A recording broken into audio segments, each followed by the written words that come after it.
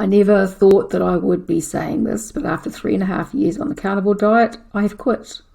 I've added in lots of carbohydrates, not just a little bit, but a whole lot. So today I'm talking about why I've done that, what I'm doing, and the results that I have experienced so far. Hi there, my name is Sue. Welcome to my channel. If you have not been here before, as I said, I've been eating a carnivore diet, or mostly carnivore, for 3.5 years, and I've had some amazing results, but I've had ongoing health issues that don't seem to want to resolve, and I've been kind of feeling like some things were going backwards over probably the last 12 months or so. And so I've been looking at different opinions, different research, different, what different people are doing for a while, and I've been experimenting with little bits of plant material here and there. So through my carnivore journey, I've actually done that because I've actually found the whole time that having a little bit of fibre has helped with some of the things that have been going on with me, and I think I know at least part of the reason why that is. And so at this point in time, I've decided to do this big experiment and see what actually changes with adding a whole lot of basically fruit and rice into my diet. So the truth is that I've not really quit as such. I'm having a break, I guess, from carnivore at the moment because I want to see how my body reacts, and I have a feeling that carnivore will always be a part of my diet and lifestyle, even though it may chop and change from here and there depending on what I'm trying to achieve. But at the moment, as I said, I've added some fruit and some white rice, and I'm going to talk about what I'm eating, the ratios that I'm basically eating, and what's happening to my body with this. But first, I want to talk about the results that I've had on the carnivore diet for people who haven't been here before. So, as I said, I've been eating carnivore for 3.5 years, or mostly carnivore, ketovore, kind of slotting in and out of there. And I've had some really great results. I've had some great benefits from this. So my body composition has changed. I've had recomposition. I've grown muscle mass even without exercising, which really amazed me. I was 58 when I started eating this way. Now I'm coming up 62. And when I realised I was putting on muscle and I was getting stronger without exercise, that kind of blew my mind a little bit. I have had some good and great improvements in my gut health, but it's not 100% there. Or when I say not 100% there, I've had ongoing issues with IBS diarrhea in particular. When I came to carnivore, I had mold illness, which was impacting my health quite severely. But the IBS diarrhea has been a thing that's been decades, probably pretty much my whole adult life, really. And sometimes it's been better, sometimes it's been worse, but when I started on carnivore, it actually got worse than it had already been. It was pretty bad prior, and it actually got worse, and it was worse for probably the first 18 months to 2 years on carnivore, and then I'd have periods where it'd be good, and then not, and then good, and then not. Now, the whole time, I have found that eating fibre, some fibre, has helped with the diarrhea. It helps to control it and make it more manageable. And so that's part of my story with this whole carnivore journey. My carnivore journey seems to be a little bit different from a lot of people out there. And that has been part of it, is that if I keep that just a little bit of fibre in there, it helps with my gut and the diarrhea. And it just helps me to feel better. And I think I know why that is. So the ongoing health problems that I've had on the carnivore way of eating has been my weight. So I still have about 20 kilos to lose. My weight loss has been minimal, and it's been very, very slow. As I said, I've had body recomposition, which is great. My body shape has changed. I've got a lot smaller than I was, but I still have way too much body fat. I have still been having issues with insulin and insulin resistance. So obviously, because I'm overweight, I still have insulin resistance. But when I've had my fasting insulin tested, that's still way too high. And my last one showed me with having a HOMA-IR of 4.16, which basically means that I'm pre-diabetic, looking at the information online. So my insulin is way too high, and my blood glucose has been all over the place as well. So the only times in the last 3.5 years that my blood glucose is really good is when I am fasting, and in particular longer kind of fasts. So, 36 hours, 48 hours, then I might have a fasting glucose of under 5, which is 5 is 90 milligrams per deciliter. And so that's the only times that my blood glucose is that low. Most of the time it'll be up around 6, 5.8, 6. So that's over 100 milligrams per deciliter, and that is too high. And so that's still like that after 3.5 years. Now, I've also had mood issues off and on. Still, sometimes my eyesight, I feel, has been deteriorating. I have a cataract in the side, which I talked about just recently because I started taking copper, which made a difference to it. But I need to make another video on that because I've actually stopped taking the copper supplement, but I'm still having some other stuff with higher copper. So that needs to be another video. But I generally have felt like my eyesight is deteriorating over the last 12 to 18 months in particular. And I've had an ongoing issue with my scalp, whereby when I started on Carnivore, about 6 months after I started, my scalp just got really crazy, flaky and itchy and rough and scabby. It was just really nasty for quite a long time. It was like that for probably maybe 18 months, 2 years. It's gradually improved to the point where it's just across the base of my skull, but it's still there. And that piece at the base of my skull just doesn't seem to be improving. It's there all the time and has been like that for probably a year now. So these are things that have continued on the carnivore diet, the things that have been bugging me the most anyway. I've also felt like my hair was getting thinner, especially maybe over the last 12 months or so, 12 to 18 months. And I've traditionally had quite thick hair, and I was noticing if I put it up in a ponytail that the ponytail was getting quite small, and I was like, something going on here. But as I said, on the positive side, I've had body recomposition improvements. My gut is a lot better. My sleep is generally pretty good, although I have had times when my sleep hasn't been great. And something that I've realised on this journey is that histamine for me is a huge issue. So I didn't know that I had a histamine issue prior to Carnivore, but looking back, when I look at my symptoms and the things that have been going on with me historically, I now know that histamine has been a problem. Histamine is also a problem for my mum, and when I kind of dug into my genetics, I realised that I have a number of genes that are probably contributing to this. So I have a gene that can reduce the amount of DAO my body produces, and DAO is required to break down histamine. I have MTHFR genetic variations, so 2 of those, and I have this MAO gene as well, which could potentially be playing a part with this as well. Now I know that these genes can be switched off, but the question is how? What do I need to do to switch these off? And are they likely to switch off at my age? I don't know. So at the moment, I'm basically trying to work out what my body needs. Now, when it comes to carnivore diet and histamine's a big problem for a lot of people on carnivore. There's a lot of people that have issues with it. And so some of the things with the carnivore diet that can cause or contribute to histamine issues are too much fat. So fat can cause histamine to rise. Also, eating aged meats can cause histamine.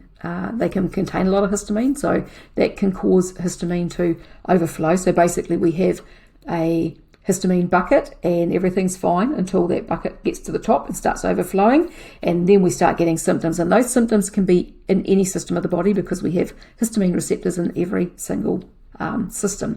Now, the reason that I've ended up landing back on looking at histamine again, I didn't think my histamine issues have got better. They definitely have got better than they were, because they were really causing me a lot of problems earlier, and part of my diarrhea issue was to do with histamine, I eventually realised.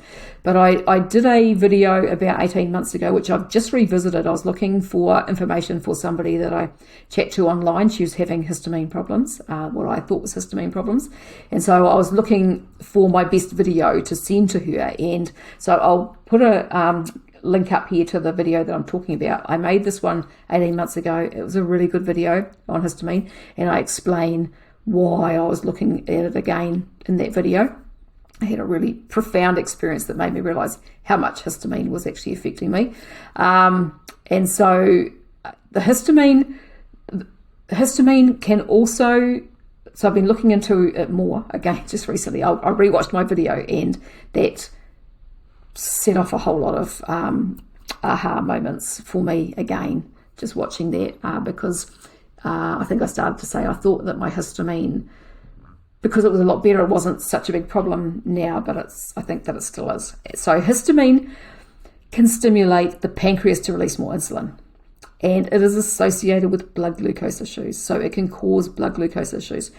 It plays a role in insulin resistance, and it can also play a role in the progression and the complications of type 2 diabetes. So I suspect still that histamine is a bit of an issue for me, even though it's not causing all the really wild symptoms that it was earlier in my carnivore journey.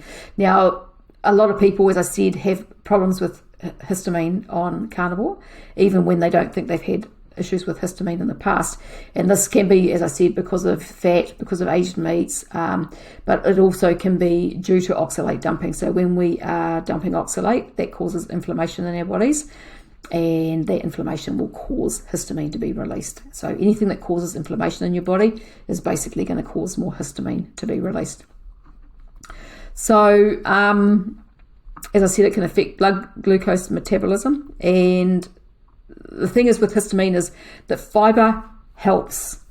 Studies have shown that fibre helps with histamine issues, and so I think this is partly what's been going on with me as well, because fibre has been, I've found that keeping a bit of fibre in my diet has helped me with what's been going on with me the whole time, pretty much, even though I've had times when I haven't been having any fibre, but I find that I do better with a little bit of fibre. And so fibre helps. Now, thinking back to the plant foods that, prior to carnivore, the things that I kind of knew didn't really agree with me, but I still quite often ate them anyway because I liked them. Now I realise that they're all either histamine liberating foods or can be high histamine foods. So these are things like avocado. So I've tried eating avocado again just recently. It doesn't make my body feel good, and avocado is high in histamine. So dried dates can be high in histamine. Any dried fruit really can be high in histamine, but some more than others. Bananas, so some bananas can be high in histamine. Cacao, so I was doing a lot of cacao and the ceremonial cacao paste and stuff prior to carnivore. And not only is that super high in oxalate, but it contains histamine. Coffee contains histamine. Citrus liberate histamine in the body, so they can make things worse. Eggplant and a lot of those kind of nightshade vegetables can be higher in histamine or liberate histamine. And tea, black tea and green tea. And so, even green tea, I actually really like green tea now, and I drink it off and on. But I notice if I have it multiple days in a row, things aren't going so well in my body. And I remember years ago, it actually used to make me nauseous if I had it on an empty stomach. And I actually have been finding that again just lately. And so that nausea is probably histamine rising and causing the nausea. So let's talk about what I'm eating with my new way of eating and what's been happening. So what I've added into my diet is fruit, lots of fruit, and white rice, basically. Now, prior to this, I had been experimenting with having some pumpkin, but pumpkin's low in carbohydrates, so even a cup of pumpkin is like 12 carbs. So I was still keeping my carbs down, usually under 20 a day, even with the pumpkin and the fermented veg that I was eating.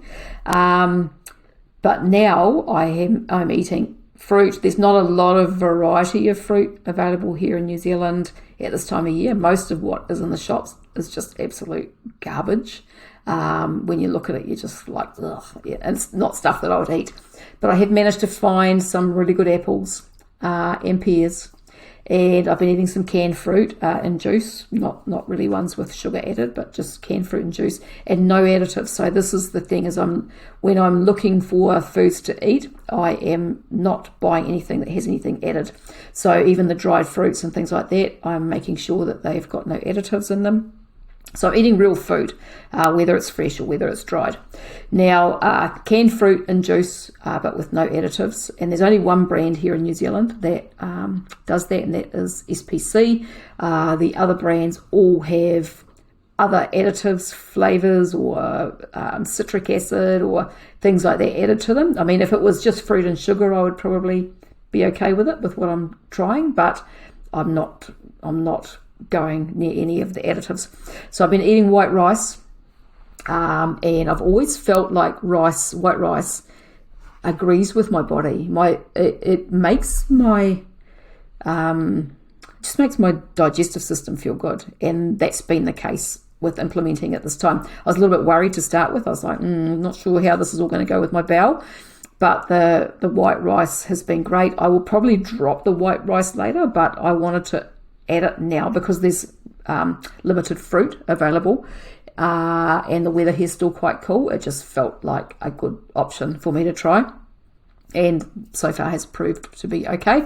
I've added onion, and I've been eating pumpkin still a little bit, and I've had potato once so far. So I had potato a few days ago. It was interesting because I got a nosebleed that night, and I hadn't had a nosebleed for a couple of months. Whether that was the potato that caused that, I don't know.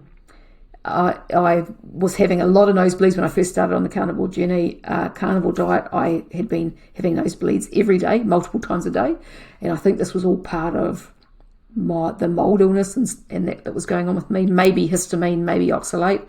Of late, over the last 12 to 18 months, I've started to tie it up with oxalate dumping, and but now it doesn't always happen when I'm oxalate dumping, and I can go for a couple of months with no nosebleeds. So whether that was a coincidence or not when I had the potato, I don't know. So I've had that once. I have, and yeah, that's basically what I'm eating, and then meat. So I'm having meat in the evening at this stage. So I'm having starches for 2 meals a day, and then I have meat and not starches, carbohydrates with 2 meals a day, for 2 meals a day, and then I'm having meat, so protein, lower fat, not super low fat, but lower fat, and some carbohydrates in the evening. Now, I probably am not going to stay like that, but that's what I'm doing while my body is adapting, all right? So, now, the reason that I'm doing this, I'm going to talk about why I'm doing it. There's a few different reasons. Now, I've been looking into all sorts of different things because I've still had issues going on in my body, and it's 3.5 years in. The 3.5 years is not a short time, and I have tried all the different variations of carnivore over those 3 years, usually multiple times. So I've tried, high fat, I've tried lower fat, I've tried doing the lion diet. The lion diet just doesn't agree with me. It gives me diarrhea, and it's diarrhea that doesn't stop. And you would think that after this period of time that I should be able to eat just meat, and I can for a short period of time, but not for long. That fibre just seems to make a difference for me. Maybe one day I might be able to do it, but at the moment, no. So when I've done high-fat carnivore, what I find is that my insulin goes up and weight doesn't shift, and it really doesn't agree with me either. Lower fat seems to be better. My blood glucose is better with lower fat. And so prior to making this change, I was eating 2 meals a day, morning and before 2 p.m. And that was making a difference with my blood glucose. Dropped a little bit of weight initially, and then my weight just stalled again. But what I was finding was not eating dinner at night time is that I was hungry, I wanted to eat, and I was getting really cold, like thyroid kind of symptoms. And so I thought there's something wrong here. I should be able to eat the 2 meals a day. I can do it the other way round, but doing the morning and, prior to sort of 2 p.m, in the evening, I was really struggling with not eating. So, and then if I go back to eating in the evening, then my blood glucose is fasting glucose in the morning isn't great. And yeah, my glucose hasn't been great really much the whole time, unless, as I said, unless I'm fasting for longer periods of time. Now, I had watched with interest, people watching, this was named Mark Smellybell or something, talking about the sugar diet, and then I'd been revisiting a couple of the vegans that I've followed in the past, with what they're eating. I've been looking at Suzanne Alexander talking about staying with different tribes and what they eat. I've listened to Mary Ruddock talking about, the people that she's spoken to around the world and what they eat, and then thinking about it from a common sense point of view, and the things that I know about the Australian Aboriginals, for example, and their traditional diet. And my thoughts on all this are that humans have never lived on just meat. No matter how much Dr. Chafee wants to say that they haven't. Humans have always incorporated some carbohydrates into their diet. Now, they might have lived on mostly meat, and sometimes it would be mostly carbohydrates, probably, depending on where they are and what's available. But there's always been a mixture. And that's why our bodies can run on both fuels. If we were supposed to be in ketosis all the time, that would be all of what our body can live on, okay? So can survive on. But we are able to flick back and forwards between glucose metabolism and fat metabolism. And that's the way we're designed, because that's the way humans have eaten. Okay, so with regards to the sugar diet, I mean, I was kind of a bit fascinated in it. And when not because it's sugar, but because of my past experiences. So if I rewind back to my mid-30s, before I became a vegan, what sent me on that track was that I actually tried a fruitarian diet. Now, I ate just fruit, nothing else, for over 3 months at that point. And then I sort of gradually started incorporating some nuts and other bits and pieces, avocado and some fats, and then ended up on a vegan diet. Still a reasonably clean vegan diet compared to what a lot of people eat now with all the ultra processed vegan foods. I never ate any of those, but I incorporated a lot of fats, plant fats. But I also, even when I was vegan, I ate a lot of fruit and white rice. Now, when I did that, when I was on that fruitarian diet initially, I dropped 15 kilos in 3 months. And it felt to me, I didn't test my blood glucose and stuff back then, but it felt to me like my blood glucose was probably more stable than it had ever been. Now, I also at that time was obviously a lot more insulin sensitive than I'd ever been, because, I'd always had weight issues, and, when I was eating a standard diet, I definitely couldn't go for long periods of time without eating, because my blood glucose would go haywire and I'd get all shaky. But the other thing that changed for me when I was eating that way was that my hormones were so much better. So I'd always had really heavy periods right from when I was 14, and they would last for 7 or 8 days. But when I became fruitarian, and then this carried on while I was vegan, my cycle changed so that it was regular as well, where it hadn't been so regular, and it was light bleeding, and for 3 or 4 days. So it was a lot more normal, because the only other time that I'd been like that was the short period of time that I was on the contraceptive pill. And so that's the only time, apart from being on the pill, the only time in my life that my periods have been good. They were never, once I went off the vegan diet, it all changed, and prior to the vegan diet, it wasn't good. So that now makes me think that my metabolic health on that diet was probably the best that it has ever been. And so that got me thinking that the whole, that experience, this is the thing, is like when you've tried as many things as I have, I have a lot of experience to draw on and to kind of make me go, maybe this is a thing. So this is not something that I expected to be doing. If you'd asked me 2 years ago, I'd been, hell no. But things change. So, all right. So there's lots of noise in the carnivore space right now, if you're following what's going on with all of this, because we have, Dr. Kiltz and Dr. Lisa Wiedner, who have both reincorporated carbs into their diet after a long time of not eating them. And so that's caused quite a stir, and there's a lot of carnivore influencers that are kind of messing with their heads, I think, and they're talking about it. And I mean, some of them are just obviously doing it for something to talk about, but it's interesting watching. You've got carnivore influencers who tried the sugar diet. So when I was looking into the stuff about the sugar diet, there was Serena from Carnivore Revolution and Jenny Middick.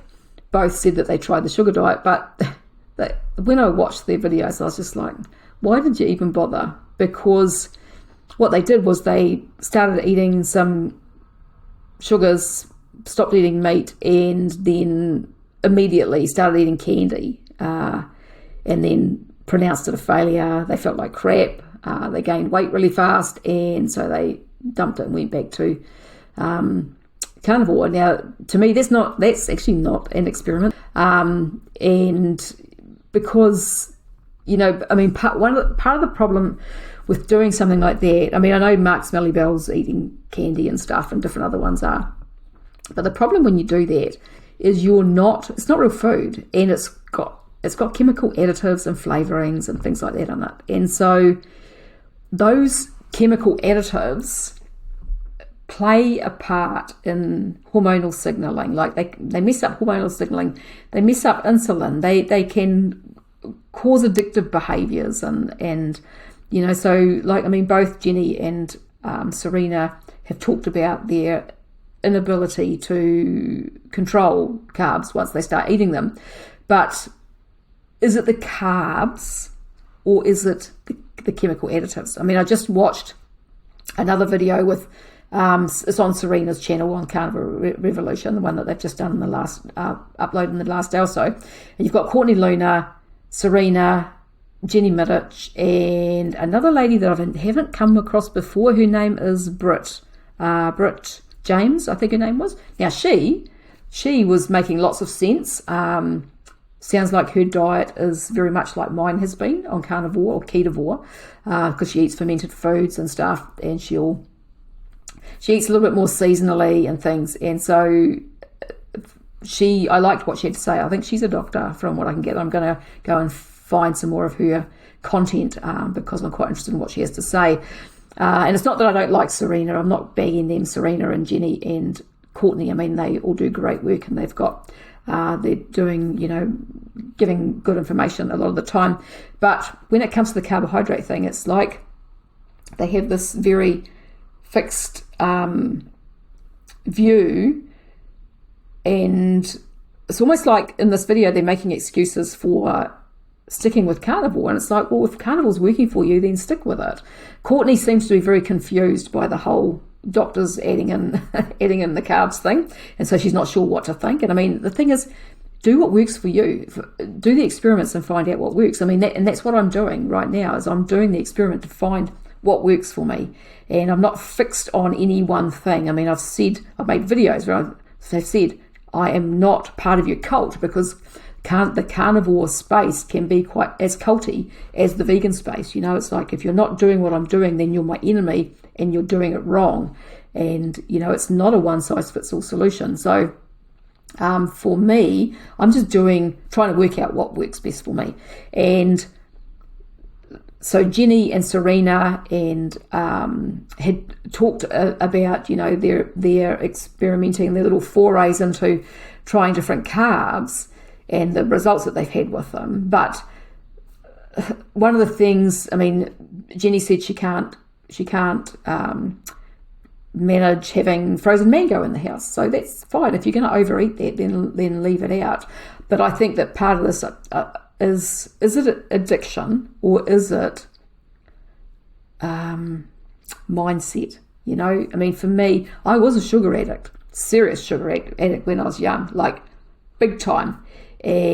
But what I find is when I'm eating clean, even if it's fruit, I don't have cravings for that stuff.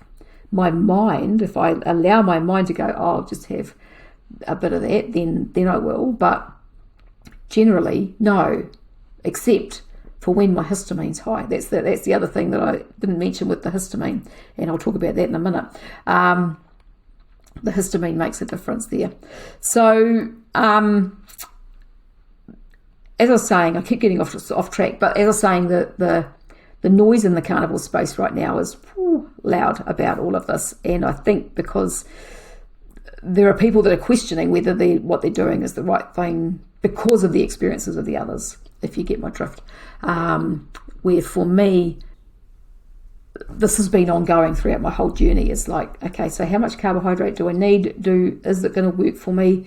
Does it make me feel better? And so I've been poking and prodding at this for at least the last couple of years. There was also a video by Dr. Berry and Kelly Hogan. They did a video together talking about it all as well. And Dr. Berry accused people of doing it for clicks. It's like, really? I don't think Lisa and Dr. Kiltz are doing it for clicks. You know, I think they're actually doing it for their health because things weren't going right, and so they're making the changes. So that kind of was like, that was a little annoyed me, to be honest. But anyway, so what else? I've got my notes here. So the thing that I was going to mention with the histamine yesterday. So obviously eating fruit stuff generally is probably a lower histamine way of eating than a carnivore diet. So I've been really good. My bowel has been amazing, just so good. But anyway, yesterday I ended up with histamine symptoms, and I think it was obviously something that I ingested. So I had meat broth in the morning that had been in the fridge for about a week, so that might have played a role. And then I had dried dates, which I haven't had before since I've been eating this way, and I also had some dried pineapple. So I suspect it was one or all of those, and what I found was that I got quite depressed and had shitty thoughts going on in my head. And then later on, I was hungry. I just wanted to eat, and I was wanting more of that sweet stuff. I had to really fight with myself not to do it. And then by the time dinner time came around, I was starving and I was cold. And so all that together, I was like, and my eyes were itchy, and I was just feeling a bit, And so I was like, so this is histamine. I need to work out if it was one of those things or all of them that were causing. So I've got more dried dates and I've got more pineapple there. So I will test those at some point individually and see what happens. But today I'm back to feeling great again. And so I've been talking to ChatGPT about how long it will take for my body to adapt. And ChatGPT says it takes 3 to 4 weeks to adjust after a long-term carnivore or ketogenic diet. So on ChatGPT, I'll just find it, and I'm just going to read to you what it says. All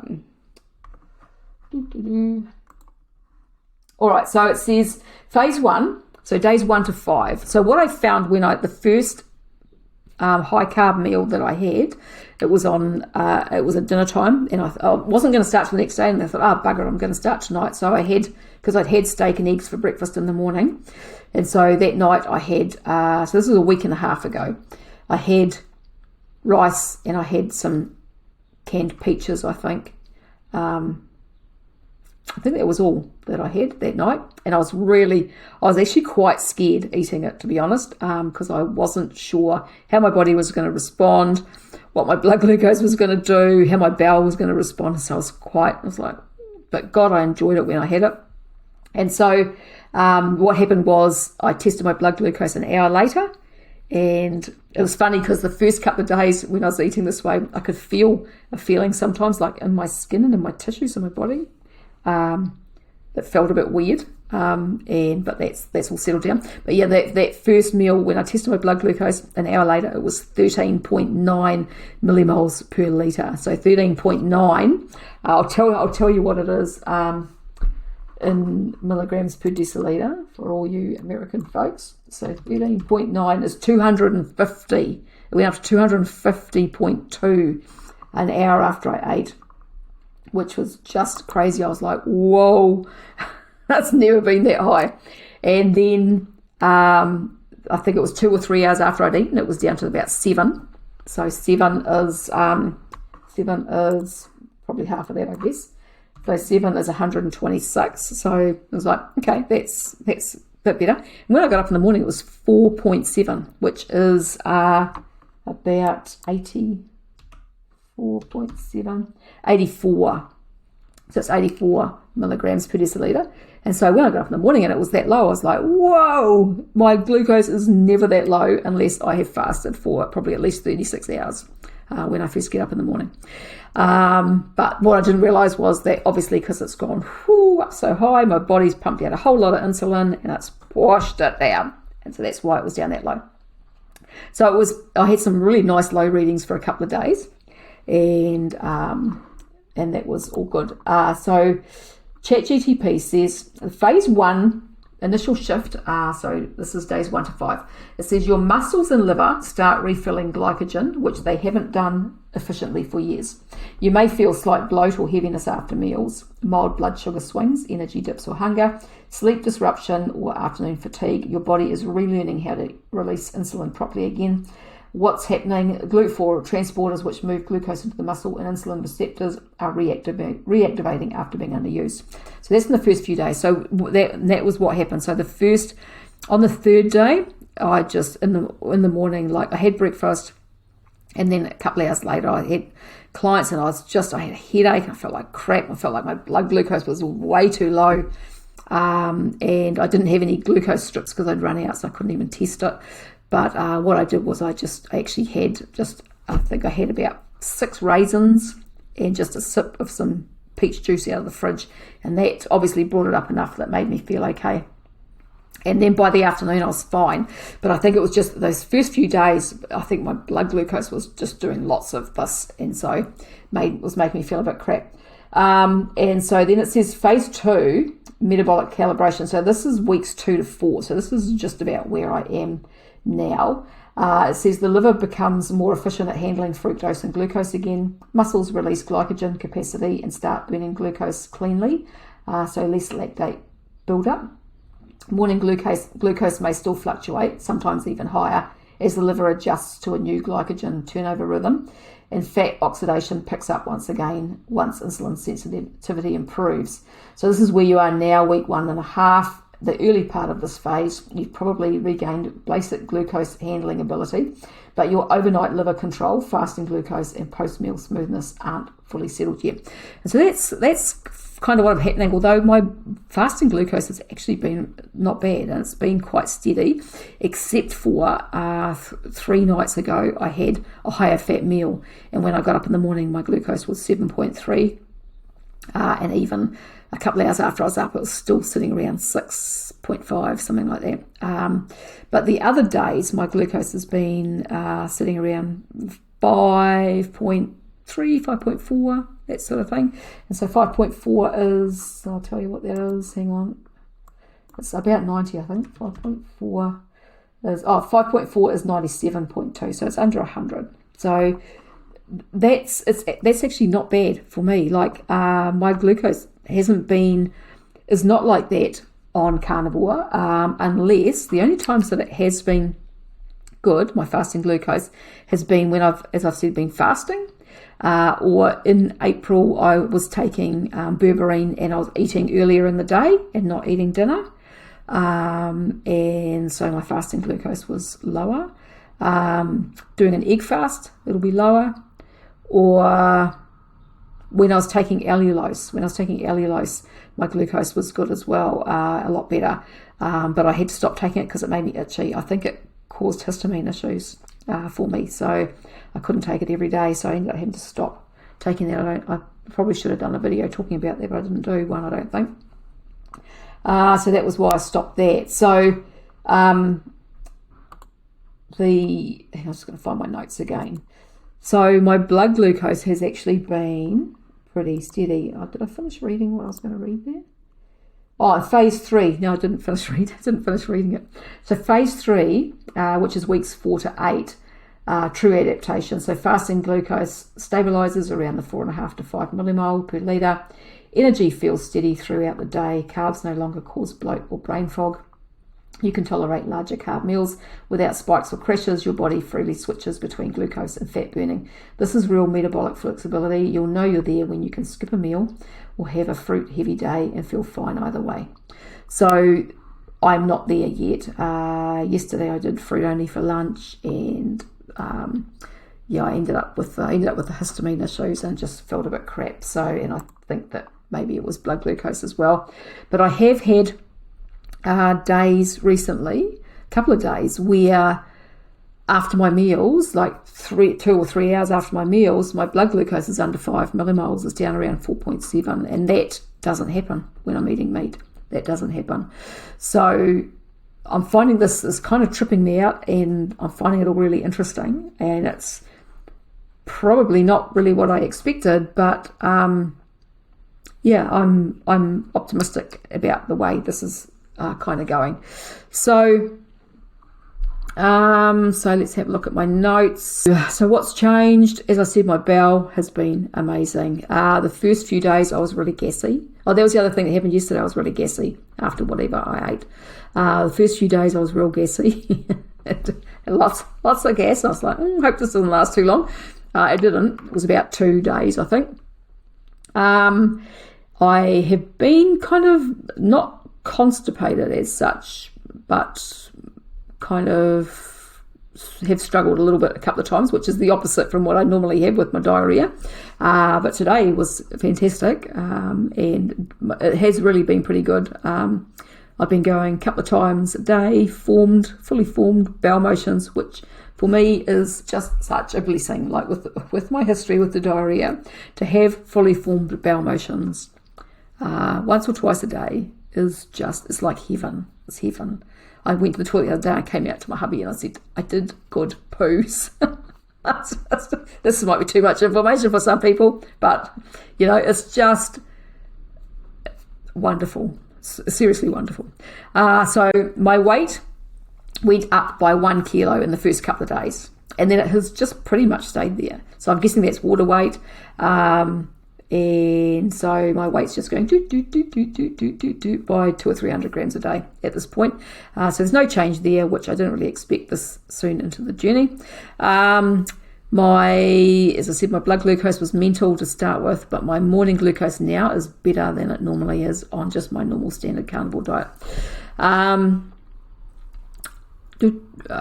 So today, so I got up this morning, I had a cup of white rice, I had an apple chopped up in that, I had a handful of raisins and a bit of molasses on it, and then I had a cup of tea with some honey in it. And 3 hours later, my glucose was 5.4. And so that's pretty good. So 5.4, what did I say that was? It's about 90, it's under 100, I think. 90 something, 97.2, so it's under 100.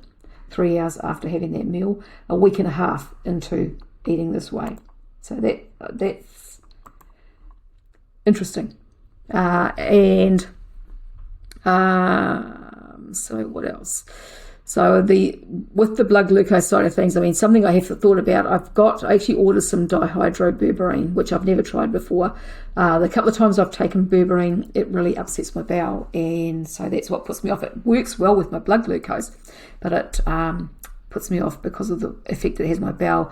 The Dihydroberberine apparently is easier on the gut, so I may try that eventually, but I want to get started on this, wait till everything's really settled down, and then if I feel like I need it, I might try the Dihydroberberine and see if that helps to bring my blood glucose even lower down and, really get those insulin levels where they need to be for me to drop weight and get things fixed up. So what else? I think I have a little bit more inflammation in my body. I've had a bit more muscle pain after exercising and that sort of thing. That could be the carbs in general, or it could be specific carbs that I'm eating that maybe just don't agree, like yesterday with the histamine thing. So I suspect that it's probably not carbs generally, because when I was eating my vegan diet and my fruitarian diet, I mean, my inflammation levels were fantastic. I had no pain. I actually had 15 years in Australia where I took no painkillers, not one. I didn't need them. I didn't really get pain in my body. And so, and I was eating a very highly plant-based diet then, vegetarian and vegan diet. So I don't really think it's the carbs as such. I suspect that it's certain carbs probably that I'm just sensitive to. And after being on the carnivore diet, it's just my body adapting to that as well. So is this forever? Am I thinking about this forever? No, I'm not. My object right now is to fix what's still going on in my body. And as I've spoken about before, my feeling is that the proper human diet, the actual real proper human diet, is not necessarily ketogenic all the time. It's not just carnivore all the time.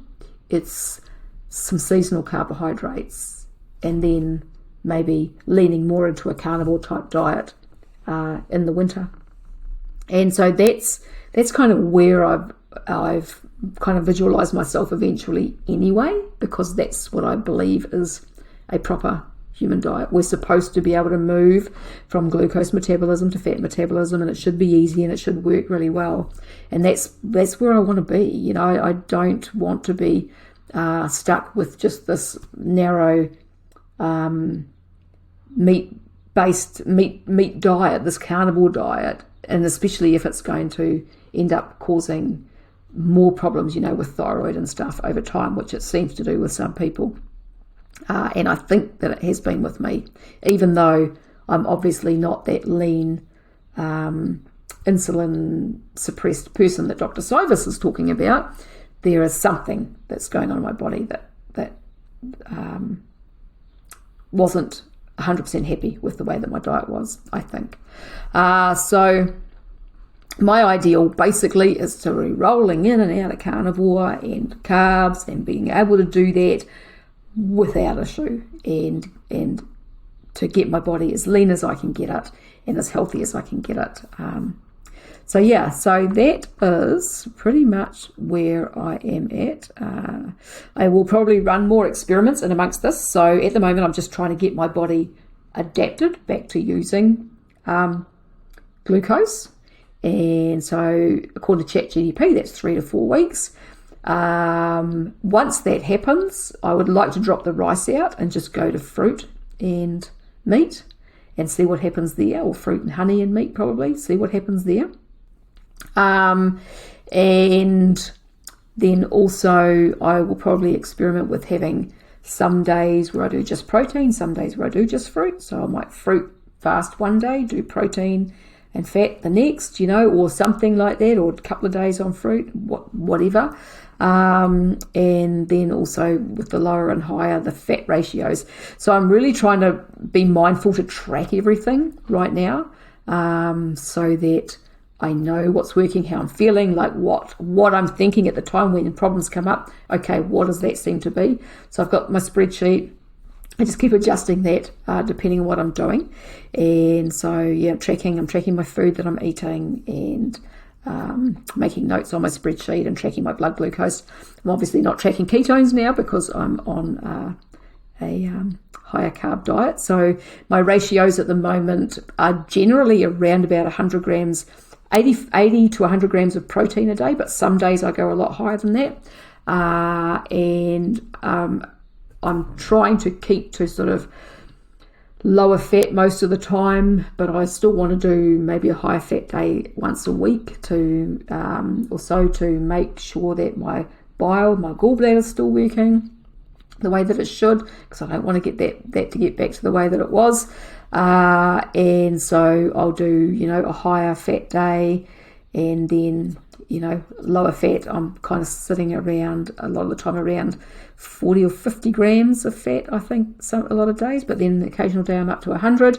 And my carbs are sitting generally around 200 a day as well. I have had some days where they've been higher, 1 or 2 days, but generally 180 to 200 grams of carbohydrate a day is kind of where I seem to be sitting at the moment.